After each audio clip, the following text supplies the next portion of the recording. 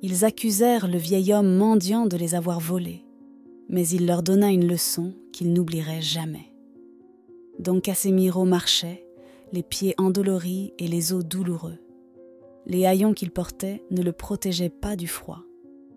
Il était pieds nus et, après avoir marché longtemps, il se sentit épuisé et s'allongea sur le sol, devant un manoir élégant, pour se reposer un instant. Don Casimiro était déjà un vieil homme, et ses os douloureux ne pouvaient plus supporter l'effort. À ce moment-là, Guillermo, un jeune homme vêtu d'un costume et d'une cravate, sortit de cette maison élégante. « Amanda, mon amour, s'il te plaît, dépêche-toi. Nous allons être en retard pour l'entreprise. Dieu merci, la banque nous a accordé le prêt dont nous avions besoin pour sauver notre société de la faillite. Fais attention à ne pas oublier la mallette, car elle contient tout l'argent, dit Guillermo. Ne t'inquiète pas, répondit sa femme. Amanda, je suis dehors. Accorde-moi 1 minute, ajouta-t-il. Puis, le jeune homme passa devant Don Casimiro sans même le remarquer et monta dans la luxueuse voiture pour attendre son épouse. Amanda termina de se préparer et sortit, mais dès qu'elle aperçut le vieil homme allongé sur le sol devant sa maison, elle entra dans une colère noire. « Oh mon Dieu, ce vieux clochard est encore là !» s'écria Amanda. « Guillermo, regarde, je n'en peux plus. Chaque jour, c'est la même chose. On dirait qu'il fait semblant d'être mort. Je lui ai déjà crié plusieurs fois de partir, mais il m'ignore, continua-t-elle. « Oublie ce vieillard, s'empressa de dire Guillermo. J'aimerais bien, mais pour qui se prend-il, ce vieux ? Va-t'en d'ici. J'appellerai la police pour te faire dégager, ajouta-t-il. Mais Amanda l'interrompit et déclara. Non, attends. Ce vieux va apprendre sa leçon. En disant cela, elle rentra dans la maison, attrapa un seau rempli d'eau, ressortit et le jeta sur le vieillard, le laissant complètement trempé et abasourdi.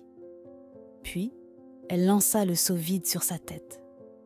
Don Casimiro resta étendu sur le sol, trempé, couvert d'eau sale et blessé. Guillermo et sa femme éclatèrent de rire en voyant le pauvre vieil homme qui tentait de se relever, mais glissa dans l'eau et n'y parvint pas. « Regarde comme il est maladroit !» dit Amanda en montant dans la voiture avec son mari. De son côté, Guillermo cria au vieil homme. « Écoute, vieux, nous avons été plus que généreux avec toi, mais c'est la dernière fois que je t'avertis. Si demain, tu es encore dans les parages, je laisserai mon chien faire ce qu'il veut de toi. » En disant cela, il accéléra la voiture, éclaboussant Don Casimiro debout, alors que celui-ci tentait encore de se relever.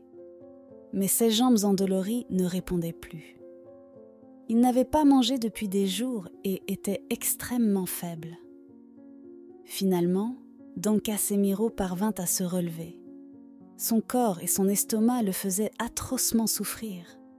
Mais alors qu'il quittait les lieux, il remarqua une mallette laissée devant la porte de la maison. Il comprit immédiatement que le couple l'avait oublié. Lorsque Amanda lui avait jeté le seau d'eau, elle avait posé la mallette un instant, puis était partie sans la reprendre. Don Casimiro n'hésita pas une seconde. Il se mit à crier pour prévenir le couple qu'ils avaient laissé leur mallette. Mais son corps était trop faible à cause de la faim, et sa voix était trop faible pour être entendue, alors que la voiture s'éloignait déjà.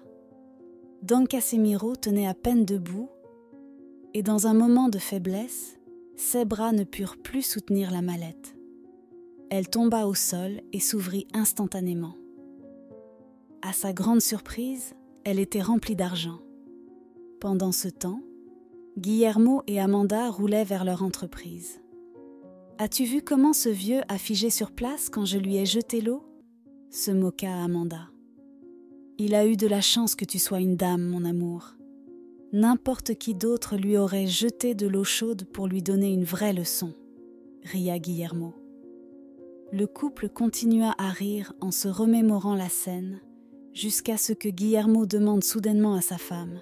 « Mon amour, où as-tu mis la mallette contenant l'argent ?»« Je l'ai mise sur le siège arrière, chérie, » répondit Amanda, tout en consultant les messages de ses amis sur son téléphone. Guillermo jeta un coup d'œil derrière lui, mais il ne vit absolument rien. Brusquement, il freina et se gara sur le bas-côté. « Amanda, il n'y a rien. Où l'as-tu mise ?» Amanda fut stupéfaite. « Mais je l'ai posée là. Elle ne peut pas avoir disparu. » Ils sortirent tous les deux de la voiture et vérifièrent le coffre, la banquette arrière, sous les sièges. Mais la mallette était introuvable. Guillermo était furieux. « Amanda, tu es tellement négligente. Il nous a fallu beaucoup d'efforts pour obtenir cet argent. Avec lui, nous allions sauver notre entreprise de la faillite. Maintenant, nous n'avons plus rien. »« Oh mon amour, pardonne-moi, » dit Amanda nerveusement. « J'ai dû l'oublier en lançant l'eau froide sur le vieux. Alors ce mendiant nous l'a volé. Voilà ce qui s'est passé, » s'exclama Guillermo. Le couple ne réfléchit pas une seconde de plus. Ils remontèrent dans leur voiture et firent demi-tour à toute vitesse pour récupérer la mallette. Guillermo conduisait comme un fou, klaxonnant et faisant des signes aux autres voitures de s'écarter. Enfin, ils arrivèrent à la maison, mais ni la mallette ni le vieillard n'étaient là. « Oh mon Dieu !» s'énerva Amanda. « Ce vieux est parti avec ta mallette. Que faisons-nous maintenant ? Bien sûr qu'il l'a volée. Que peux-tu attendre de ces gens-là ?» s'emporta Guillermo. Ils étaient tous les deux pris de panique. Ils avaient un besoin désespéré de cet argent pour rembourser les dettes de leur entreprise. Ils avaient contracté un prêt bancaire pour cela. Et maintenant, tout semblait s'effondrer sous leurs yeux. Désespéré, Guillermo sortit son téléphone et appela la police. « Allô, opérateur ? Mettez-moi en relation avec la police. Je veux signaler un vol. Le voleur est un mendiant qui rôde autour de ma maison depuis des jours, » déclara Guillermo.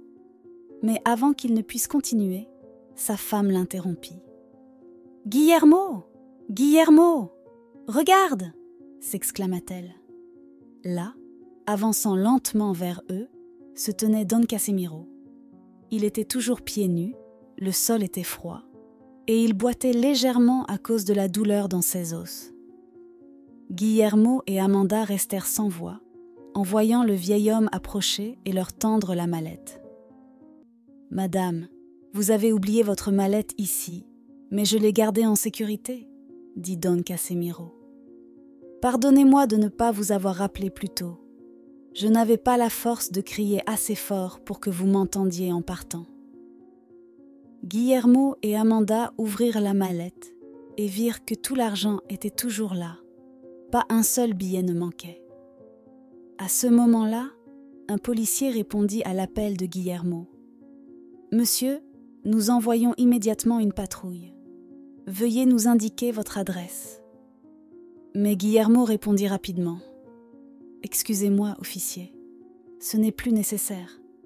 Il s'agissait d'un malentendu. » Puis, il raccrocha le téléphone. Amanda se tourna alors vers le vieil homme et lui demanda « Monsieur, merci infiniment d'avoir ramené la mallette.